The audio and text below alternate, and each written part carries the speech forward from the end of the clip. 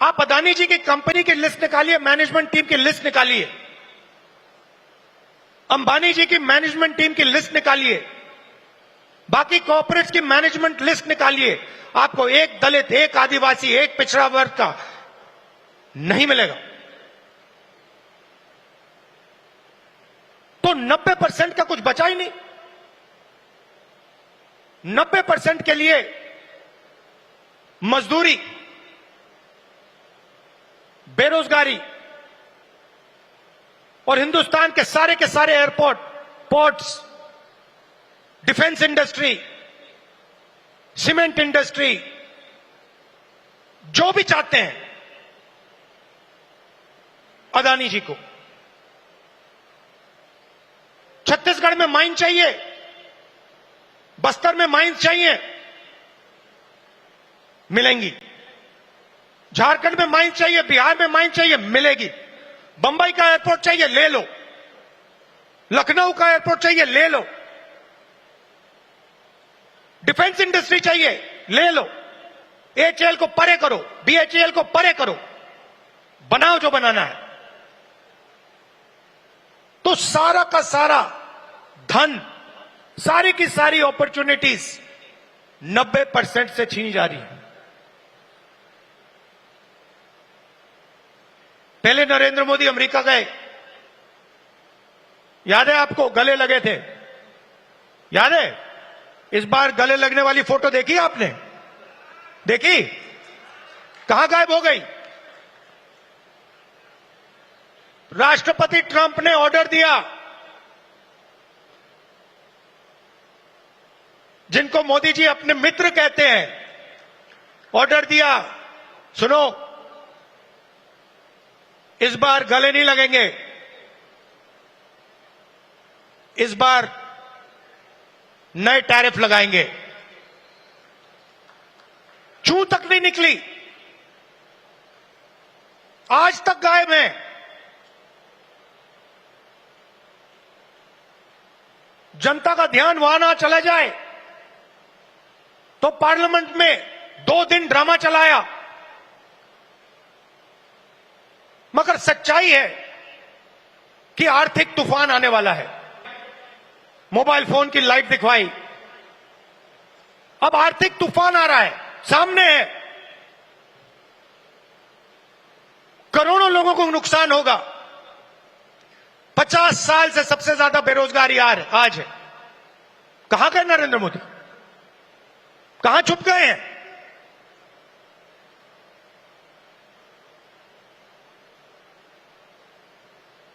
बांग्लादेश का राष्ट्रपति उल्टा बयान देता है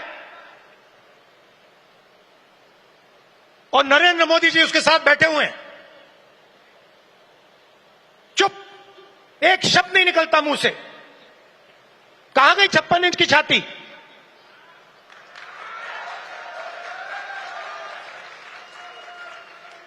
जब प्रधानमंत्री को कहना था, इंदिरा गांधी से एक बार किसी ने पूछा, डू यू लीन लेफ्ट और राइट, मतलब आप दाएं लीन करती हैं, बाएं लीन करती हैं? इंदिरा गांधी जी ने कहा, मैं हिंदुस्तान की प्रधानमंत्री हूं, मैं ना दाएं लीन करती हूं ना बाएं लीन करती हूं, बीच में सीधी खड़ी रहती हूं। ये हमारे जो नए प्रधानमंत्री हैं,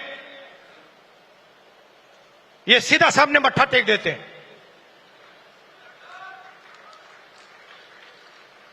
सच्चाई है हिंदुस्तान की, और विचारधारा की लड़ाई है।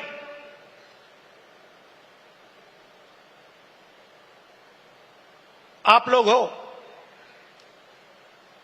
हो सेना, बब्बर शेर। किसी ने कहा राहुल गांधी भारत जोड़ो यात्रा में चला। मैं आपसे सवाल पूछना चाहता हूं, क्या आपके बिना राहुल गांधी भारत जोड़ो यात्रा में चल सकता था क्या? तो आपको कहना चाहिए, हम सब चले भारत यात्रा में और राहुल गांधी हमारे साथ चला था। आपकी शक्ति है, आपकी विचारधारा की शक्ति हमारी विचारधारा की शक्ति है, और देश आपको चाहता है। देश तंग आ गया है। आप देखना, बिहार के चुनाव में देखना,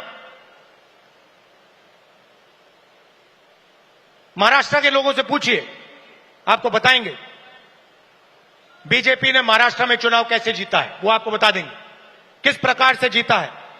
इलेक्शन कमीशन से हमने वोटर लिस्ट, महाराष्ट्र की वोटर लिस्ट हम पूछ पूछ के थक गए।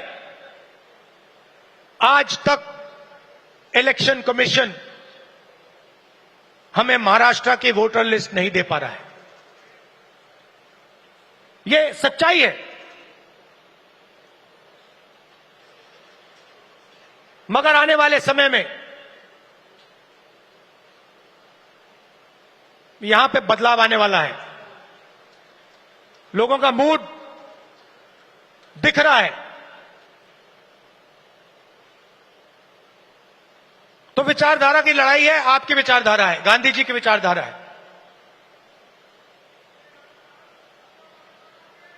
क्या फर्क है इसमें और आरएसएस की विचारधारा में? सबसे पहले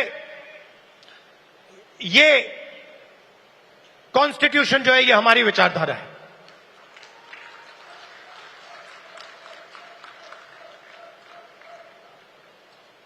इसमें गांधी जी की, अंबेडकर जी की, पटेल जी की, बुद्ध भगवान की, नारायण गुरु जी की, गुरु नानक जी की, कबीर जी की, बसवन्ना जी की विचारधारा है। यह 70 साल पुराना डॉक्यूमेंट नहीं है, यह हजारों साल पुरानी सोच है और यह आपकी है। आपके खून, आपके पसीने ने, कांग्रेस पार्टी के खून, कांग्रेस पार्टी के पसीने ने यह कॉन्स्टिट्यूशन देश के साथ बनाया है और आज इस पर आक्रमण हो रहा है। संस्थाओं पर आक्रमण होता है। अग्निवीर, अदानी अंबानी को देश का पूरा धन, यह सब कॉन्स्टिट्यूशन पर आक्रमण हो रहा है।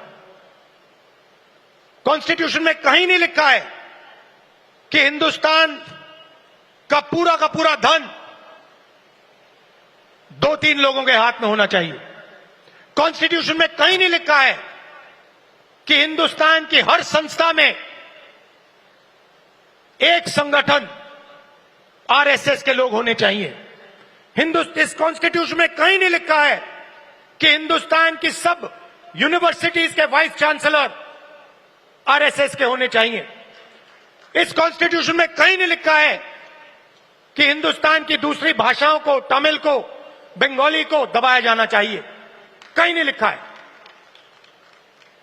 मगर आरएसएस और बीजेपी रोज इस कॉन्स्टिट्यूशन पर आक्रमण कर रहे हैं और इनको सिर्फ कांग्रेस पार्टी रोक सकती है,